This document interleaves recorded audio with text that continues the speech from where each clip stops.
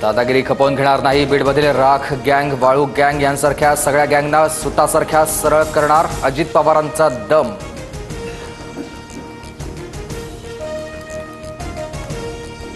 बीडमध्ये अजित पवारांचं जंगी स्वागत. मात्र मला शाल टोपी हार घालू नका. चुलत्याच्या कृपेने माझं बरं चाललंय.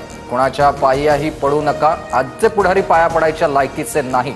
अजित पवारांचं विधान. मी एक राजपत्रित अधिकारी. धसांनी केलेल्या आरोपांवर आयुक्तांची परवानगी घेऊन बोलेन. सुरेश धसांनी केलेले आरोप कृषी अधिकारी किरण जाधव यांची TV9 मराठीला प्रतिक्रिया.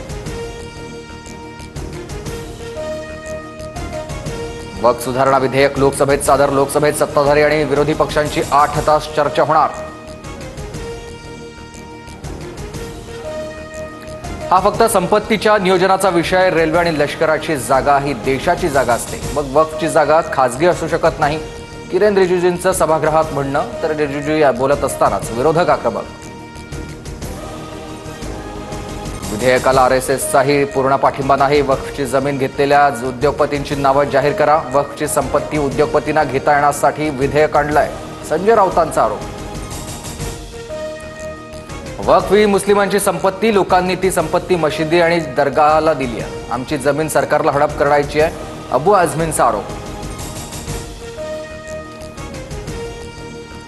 अंजली दमानी यांच्या प्रश्नावर पंकजा मुंडेंनी बोलणं टाळलंय. धनंजय मुंडे पंकजा मुंडेंच्या फाईल घेऊन माझ्याकडे आले होते. दमानी यांचा गौप्यस्फोट.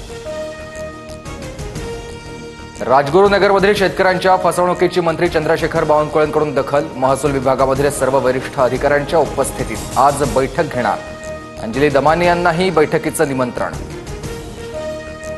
नागपुरात कार आणि दुचाकीच्या अपघातामध्ये दुचाकीवरील एक जण जखमी. कार चालकानं जखमीला रुग्णालयात न नेता चिंच भवन पुलाखाली फेकलं. जखमीचा मृत्यू झालाय.